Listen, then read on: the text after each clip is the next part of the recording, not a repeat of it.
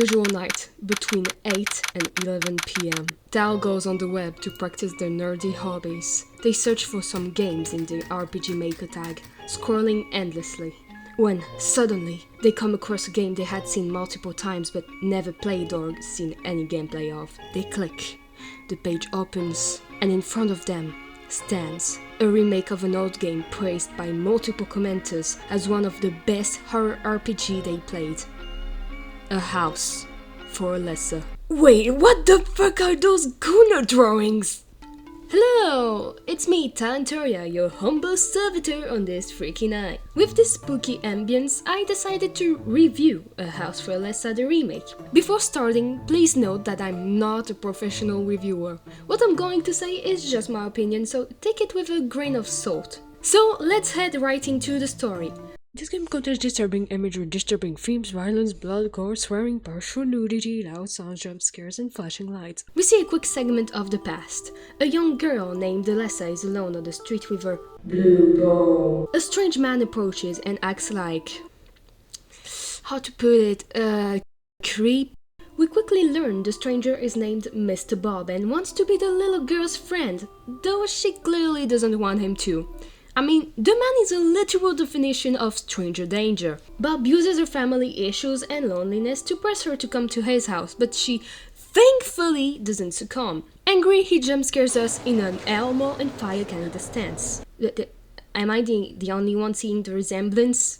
Turns out, all of this was a recurring memory that haunts Alesa to this day. She is now a grown woman, working as a social worker. She has to visit a family to question them, while carrying her heavy jiggle physics. To be honest, this is the first time I see jiggle physics in an RPG Maker game. Anyway, we get to a menacing looking house. We get to the front door. Jack, Alesa's co-worker, calls asking for her whereabouts and worrying about her when suddenly the calls end because the signal just went, "Bye bitches, I'm going to Hawaii." This is the last time Jack is gonna call. He will not be relevant anymore, at least for now. Alesa proceeds with her work, knocking on the door. No answer. As she turns to leave... And here comes the first choices. Here we can investigate, call the police, or leave. Leaving leads to the first ending. Alesa comes back home. She went to the police station. They checked the house but found nothing. Jack is basically ghosting her out of nowhere. Weird. And shower scene. It's unskippable. It will come back in almost every ending. In the night, someone knocks at the door at 3 a.m. Ooh, the demonic hour. Alesa waits. The knocking stops. It was probably a prank made by some asshole or something, and on her way to her bed, the window breaks. Something supposedly impossible since she lives on the 4th floor, and suddenly Bob comes sliding in. There goes my baby. What the fuck? It was a dream. Coming back to the front door, calling the cops is useless. Haha, fuck you bitches. So Alesa investigates. Oh wait, no. Breaks in, sorry. And finds herself in a dark room with chains hanging from the ceiling and a creepy doll. I hope you like it. They are the main decoration in the house. I cannot judge. I have those in my room. She gets locked in. The window closes on its own, a bit like a jail. Leaving the room, we discover a hallway with multiple doors with different handles, indicating we'll need to find 3 different keys. A bronze one, a silver one, and a gold one. 2 other rooms are currently accessible, one with a card and a mirror. The cards are basic collectibles from what I've seen, so I won't mention them later on. However, in the mirror, we can see a code. Don't forget this. It will be back. The other room is a safe room with creepy dolls. Told you! Going to the left, we get to another hallway, but in the dark. We switch the light on and zigzag through the doors, dancing a bit. The lights cut and... suddenly leaving us with a marvelous view. Sorry, no jacking off for you guys, only little cutesy cats. This leads us to the dining room, filled with rotting flesh and flies. And dolls. On the down right side, there is a dirty kitchen with some blood and creepy dolls. There is also a locked door with a bronze handle. The room next to the kitchen is also locked with a bronze key. Going to the left, we find another hallway that is a bit more gloomy. We pass in front of 2 locked doors and continue our way. Cut! Alesa comes back to her senses. She is in a little saloon tied to a chair and with beautiful company. The woman in front of her is actually the mother of the family living in this house. She tells Alesa she is tied because she was scared she would fall off the chair. Oh, poor baby. She's so fragile. The mother asks Alesa why is she here. We have two options here. Either tell the truth or lie. If you choose to lie, you have to write in your fake name and then choose your profession between babysitter, police officer, lawyer, journalist, gnome, or lamp. If you choose lamp, that leads you to the second ending, in which the mother thinks we don't look lamp enough, so she will fix us for free. Great deal! If you choose to tell her the truth, Alesa simply starts the interview she came for. We learn there are multiple children, 3 currently living in the house. The twins Alex and Thomas, and Greta the daughter, which has turned 22 years old yesterday. Happy birthday! And got her tongue cut out as a present. A happy birthday? We also learn the father is in a coma somewhere deep in the house. The mother talks about what jobs she wants or could do with her beauty. She asks Alesa if she finds her pretty. To her, Alesa takes too much time to answer, so she just snaps at her out of nowhere. Yes, it is, you whore. You think you're more beautiful than me? I can see it in your eyes. The eyes of a slut. No, I never said that. Shut up, you harlot. You didn't say it, but you thought it. Alesa snaps too. How do you know what's good for me? That's my opinion! The mother answers this by cutting Alesa's tongue. Or so I thought. She leaves the tongue alone because, and I quote, I wouldn't be able to hear your screams. So she instead sends Alesa to her daughter to transform her into ham. Alesa wakes up in her undies and a cell with blood and chains for a super ambience. I don't want to have beef with YouTube like Alesa and the mother does, so I censor Alesa's beautiful physique with a picture of my cat. Someone enters the room and opens the door of Alesa's cell and then leaves. Leaving the cell, we find ourselves in a strange underground with, yes again, some creepy doors. Alesa won't leave this place unless she has her clothes, so finding them is the current objective. On the left, there are bars blocking our way. The door south from our cell leads us to a room with a book in front of a chair, which is next to a cage. Good ambience. There also is a creepy door on which we have to enter a code. The book gives us a clue for the code. We have to use the number of body bags north of where we are to find the code, which gives us the following 021. This opens the bars, finally enabling us to explore more. Heading south, there is a staircase leading deeper in the cave. If we go up instead, there are 2 locked doors and a red carpet linking one of the locked doors with a small room with stairs, and a book telling the following. A holy candle will repel the spirits. If you go down without the candle, you will be met with a super disco body. Woo, woo, shake that booty, Alesa, yeah, go girl. Nah, JK, Alesa dies at the hands of ghosts. In my progression, I decided to go deeper in the cave, meeting a closed gate. Even deeper, I fall upon a corridor with different chained creepy doors. At the entrance, there is a book telling, even a deathly device cannot withstand the test of time. My first try was that something. Same goes for the second one. I didn't try to understand the phrase, to be honest. Skill issue on my part. I just interacted with what I could and broke the doors. After this, we stumble on another riddle. This time there are levers. Facing each one, there is a different object. There is again a book giving us a clue. That this time I understood, so beef puff poof, done. Solving all of that gives us access to a big lever on the wall. And a book telling, don't forget to come back and smash that subscribe button. Okay, that last part wasn't actually there, but that would be nice. Please. Activating the lever opens the gate I previously mentioned. Going through the now open gate, we meet another corridor. This time there are mannequins with the creepy dolls. Walking through it, we find Greta's diary. Someone should really clean up the books here, seriously. It's a mess. We learn Greta actually hates it here and wants to leave. She is also the owner of all the dolls in the house. She mentions another half of her that is supposedly evil. We then enter a room at the end of the corridor.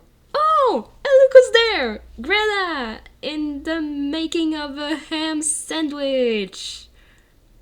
Yay! Alesa thanks her for freeing her from the cell and introduces herself. Alesa also strangely often forgets Greta doesn't have a tongue, like, How do you forget that? At the same time, we acquire a bronze key, giving us access to new rooms! Greta's evil side surfaces as Alesa leaves, starting a chase. Coming back to the gate's entrance, Greta comes back to normal because... With the help of the marvelous bronze key, we unlock the red carpet door. We'll quickly learn it's actually Greta's room. In it we have another diary and Alesa's clothes on a mannequin. Oh, and how could I forget? The creepy dolls. Creepy doll, a creepy doll on the bed, a creepy doll, a creepy doll, a creepy doll, a creepy doll, a creepy doll, a creepy doll, a creepy doll. In the diary, Greta writes about her soft spot for Alesa, finding her beautiful. Guys, do you smell that? I smell toxic and doomed Yuri. Obviously, Alesa seeing her clothes, she almost jumps on them to not be naked anymore. Goodbye, censoring cat. We'll miss you. Greta comes in her room and we are met with a social test. Your way is blocked by a girl that tried to kill you but that actually likes you and is just suffering a split personality. Answer 1. Hit her.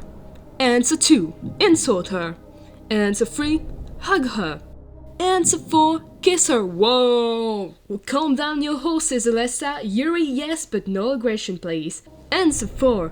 Touch her hand. Answer 5. Try to run. I chose the most normal answer. Alesa, being not naked anymore, finally feels confident enough to leave the underground. Getting out of there, the game directly puts in our face a puzzle. Yippee! For this puzzle, we need to find an order to put blocks with numbers in. We can find the code by going to a room with multiple statues and a book. The two are related. The book gives us a clue about the characters represented by the statues. A king, a skeleton, a knight, cups, don't ask me how the fuck cups are a character, and a maiden. Outside, a book associates the characters with numbers. Bim bam boom, the gate blocking the staircase and the door on the right opens. In my playthrough, I decided to first go right. This leads us to a green and gloomy hallway. The same as the Screamer one, by the way. One door is unlockable here, so we enter it. This is the lore room, or the study if you prefer. In there, we find a book called Ars Goetia. I don't know how we're supposed to read that. And we can read some books by interacting with the shells. By doing so, we learn the origin story of Mr. Bob. In the past, Bob was a serial killer known for his fancy way of dressing and also how he unalived people. He suddenly stopped his activities after being caught in 4K stalking families. He managed to escape the police and came back to his house, which was booby-trapped, causing some little deathly troubles to the police. To avoid getting caught, Bob pretended his neck was a beautiful ham and sliced it to do a middle finger to the police. Later in years, people have reported encountering a strange man with high fashion taste, asking if they like needles as manicure. We next learn about a cult named Zagaracafo. Let's say Zag. So, Zag the TT is a lord of rotting and flesh flies. This somewhat god loves rotten people, like a certain someone, if you see what I mean. Cults around Zag obviously has some pretty cool individuals, as you can guess. Finally, we are introduced to Martha, a 39-year-old patient obsessing over things like dancing, scissors, families, and such. She seems to have some anger issues, being aggressive verbally. She had over 20 miscarriages since she's unable to give birth due to deformities in her uterus. She killed her neighbor also. Yeah, normal. I wonder who could all these people be? I then went upstairs to explore even more. I found the little saloon in which I met the mother, which I suppose is Martha, so I'm gonna call her Martha from now on. I then found a bathroom that was apparently the victim of someone with their period. Following a long hallway that has a really nice picture that puts everyone at ease. Oh my god, what is that? There are two rooms, Martha's room and the twins' room. We can only access the twins for now. It is pretty normal for this house. Usual blood, and the twins are conjoined. Yeah, the creepy factor is checked here. If you interact with the twins, Alesa will try to convince them to not kill people because hurting people is wrong. She dies by their hands. I mean, what did you expect? After exploring this part of the house, I decided to revisit the house to find bronze doors that I didn't open, which makes me come back to the dining room. We now have the ability to go to another bathroom in which we obtain a broom. By the way, remember the shower scene? You can have it here because, yes, Alesa can take a shower here even though it's clearly unhygienic. Now we also can open a door in the kitchen that enables us to go in the backyard. In the backyard we can go down a ladder to go to an underground place, but for now it is blocked by a gate. At our start point we unlock another door, this time leading to an underground. I don't know how this house works, but frankly, it's an architectural miracle. Going even deeper we get to the sewers. Down there we find a lever. When activated, it opens the previously mentioned gate. Martha, unhappy about this, starts a chase scene. Alesa runs as fast as her jiggle physics enables her to, and we block Martha with bars and she poofs out of thin air. Huh? We go back up to an unknown part of the sewer since we deviated to survive. There we find shotgun shells, which means we'll certainly find a shotgun at one point. We find our way back pretty quickly and continue exploring. This brings me back to the hub of the house. This time I go left since I forgot to go this way when I first explored. We enter a narrow corridor full of mannequins, behind one of which Krita is hiding. She suddenly disappears. Apparently a genetic thing in this family? At the end, there is a room with a secluded item blocked by bars. Laissez-moi sortir! And two mannequins, a naked one and a clothed one. In front of each mannequin, there is a creepy doll on which we can insert a number. We quickly understand that we need to count the mannequins to open the gates. Some counting later, we obtain pesticide. My favorite to have cancer. Coming back to the backyard, we can finally explore the underground. In this bone field, we find the so longed for silver key. Zagara Kafo. Written in blood and a reinforced metal door that is tight shut. It's now time to re-explore the house once again in search of silver doors.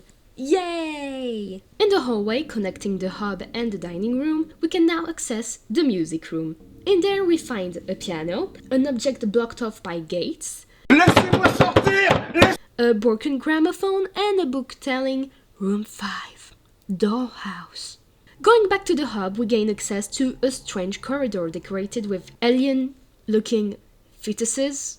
Advancing forward leads us to a lab-like place. In there, a puzzle of similarities has to be resolved to explore the rest of this place. We have to replicate the room facing the one we are in. To do so, we only have to put the book we found ages ago on the table and BAM! Gate opened. Exploring this metallic lab, we find creepy doors, as usual, and more alien fetuses. Well, suddenly the twins make an apparition. Just like my prof before going on a leave for a month. Going further, Alesa gets locked in. Laissez-moi sortir! To go out, you will have to resolve this math problem.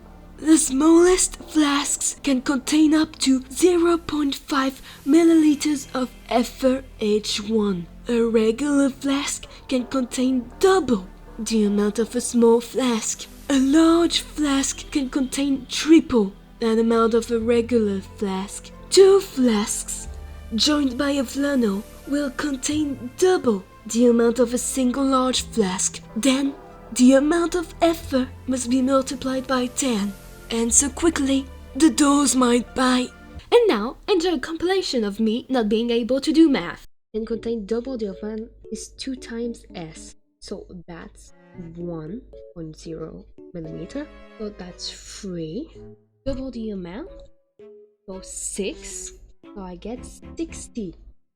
60. If that's not it, I'm gonna blow my eyeballs.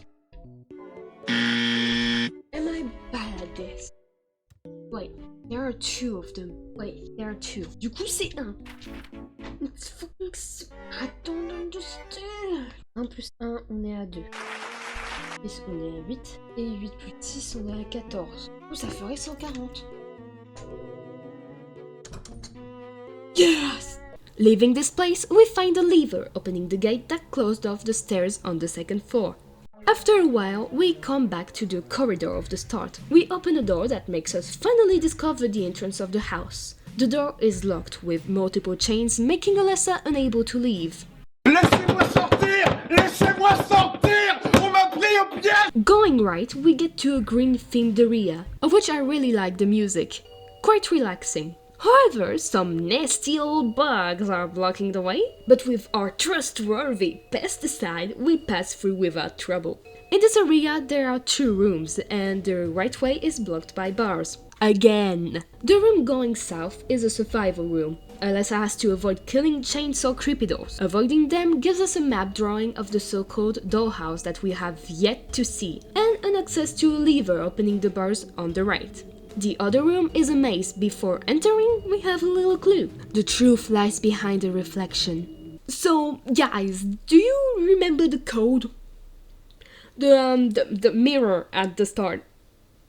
Me neither. If you remembered it, put a comment. I need proof you exist. Because, yes, the code in the mirror is the solution here. Each way you can take has a number. So you just have to follow what the mirror code says. Or you can brute force it like I did. Winning the maze lets us activate a lever that opens gates that I suppose was blocking our way on the right.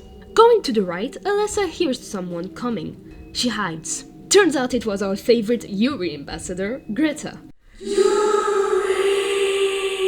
She goes the way we were also going, so we have to be careful. Advancing forward, we arrive at the dollhouse. This place is filled to the brim with creepydos, some of them victims of gruesome acts. Help me! This house is also a whole puzzle with levers and bars. After playing around with the levers, we gain access to room 5.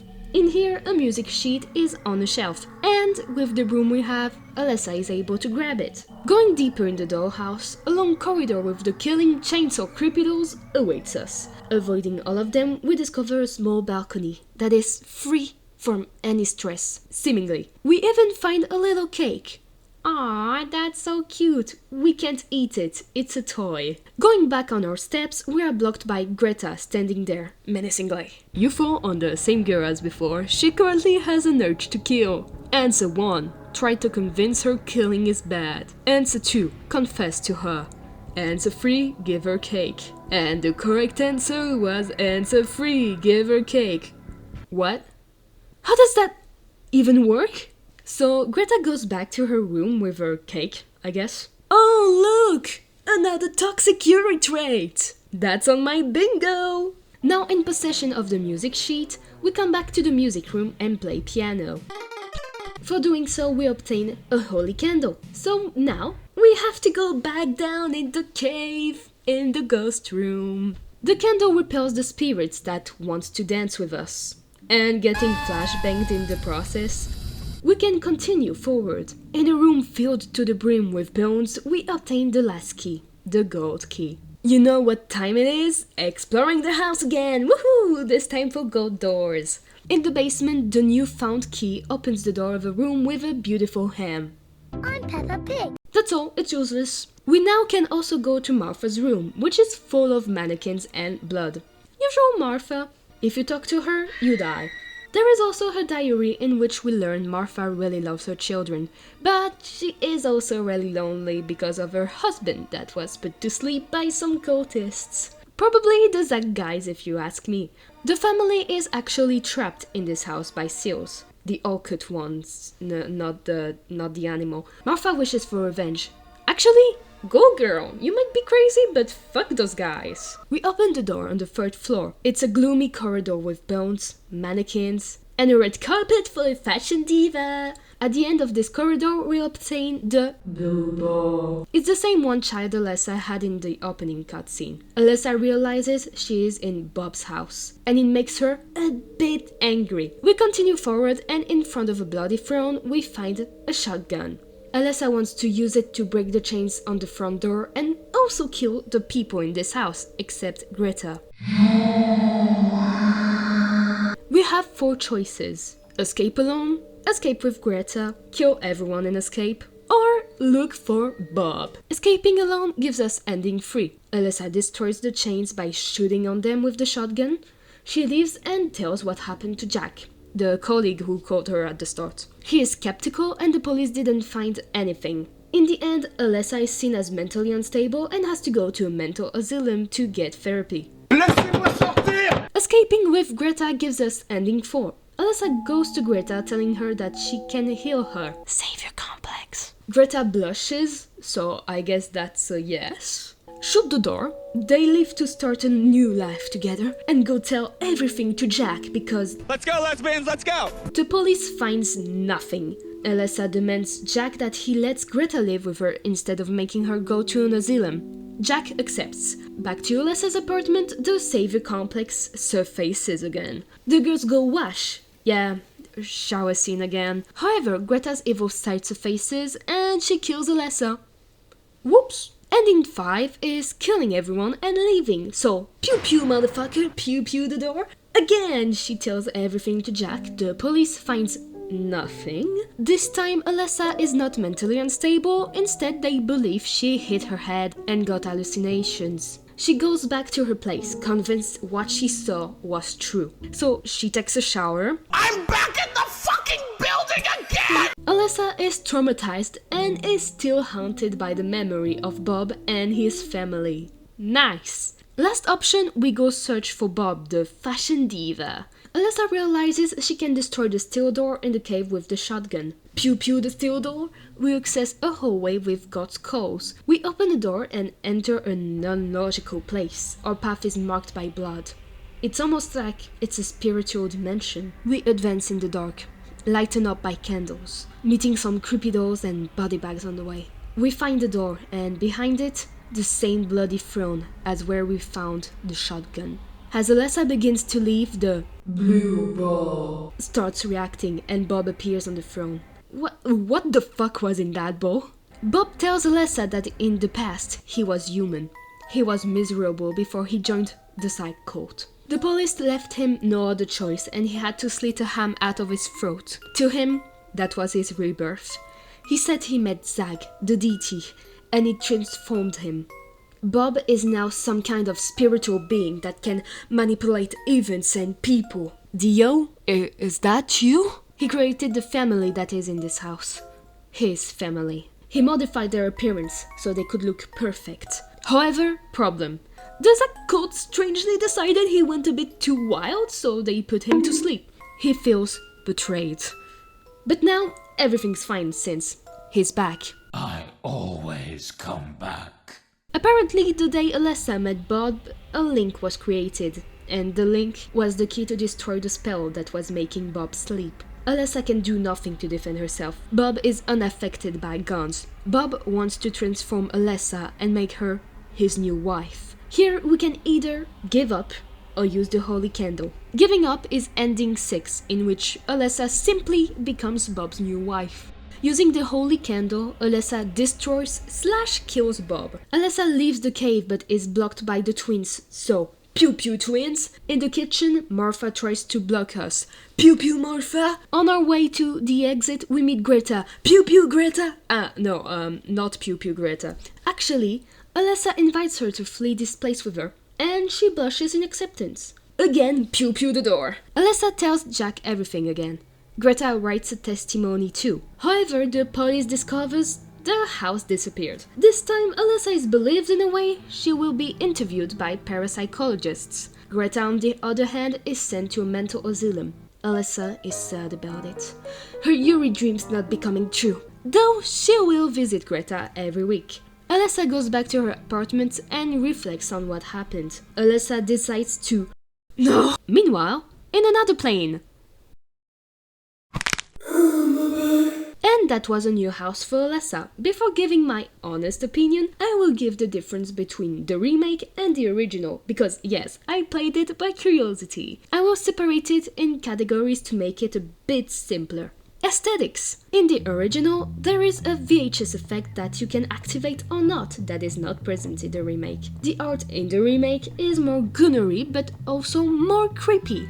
A win is a win, I suppose. The shower scenes are a lot more intrusive in the remake. It's really in your face. The creepy dolls are bold in the original. It was important to me, okay? Alesa, after losing her clothes, doesn't find them back in the original. She instead wears a dress Greta made. In the original garden, there are grays, which indicates the previous pets of the twins are dead. Map. First, the map is smaller in the original, but it's constructed in the same way. In the remake, the garden parts are unwalkable. I always got blocked by flowers or pieces of grass. I don't know. The cave with Greta's room is quite different. There is also the presence of a frustrating chainsaw in the bathroom on the second floor. Alesa doesn't want to take it because, I quote, "If my father saw me using it like this, he would get pretty mad." I don't know, Alesa, you could defend yourself, stupid. Gameplay. In the original, there are little scenes that are absent from the remake. Here is a little list. Alesa going to work in her car, Alesa searching for the house and answering a mysterious phone that's not supposed to work, and the dream after getting caught by Martha for the first time. Honestly, I think the dream was great. The remake makes the bronze, silver and gold key mechanic more evident, which is nice. In contrary to the original, the remake shows which choices gives an ending. Some in-game choices differ from a version to the other, probably because of the different amount of endings.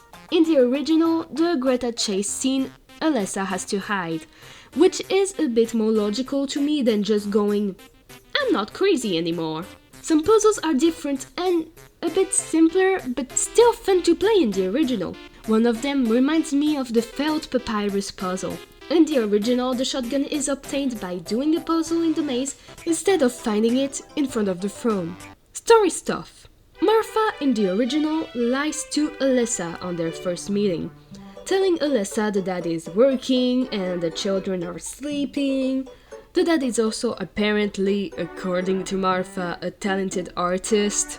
She also doesn't jump scares us on the first second. I have the impression the dialogues are less weird in the original. In the remake, I had the impression some stuff came out of the blue. Maybe it was to make the characters seem crazier, but it just got me out of the experience. In the original, depending on your choices with Martha, Alesa can actually lose her tongue and not be able to talk anymore. She even picks it up in her cell. Kinda gruesome, but cool detail. The absence of Greta's tongue is justified in the original. You can also find a tape showing Bob spying on Alesa as a child. Yikes!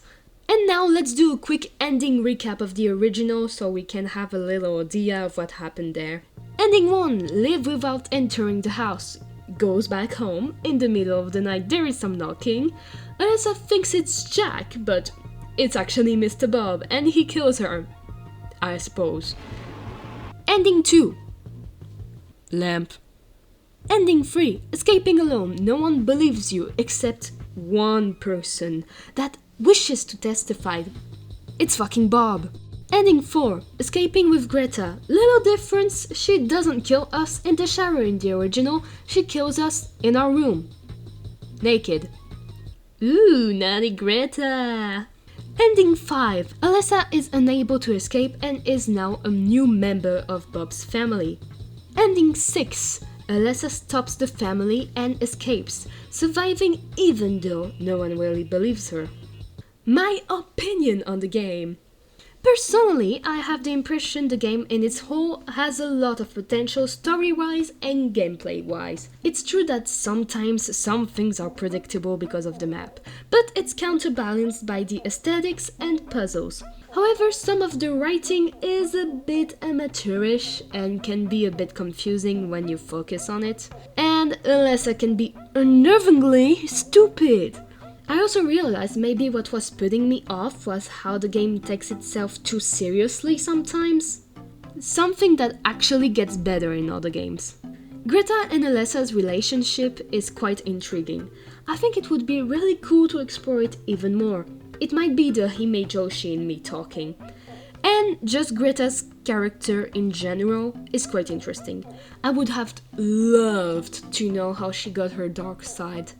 I have to admit that the Gooner aspect is really not necessary, but kinda makes me laugh. The real problem is that it is shoved in your face in the remake with the shower, for example. The horrific and gory parts, according to me, are beautifully done in the remake. Love it. Chef kiss. The endings are a bit repetitive in form, but it's already really cool that there are multiple endings in the first place. Little negative note here, I found some bugs here and there. Not some bugs that literally break the game, but like some map breaking stuff. In its whole, I would give the game a 7 out of 10. It's nice and fun to play, but unlike a lot of comments say, it's not the best, at least to me. I think I'm gonna continue playing this series because now I'm curious of what's coming next. I actually even started playing the 2 and currently wondering if I should stream it or not. It's really funny in a good way because it doesn't take itself too seriously. Anyway, thank you for your attention and watching until here. And see you next time. Bye!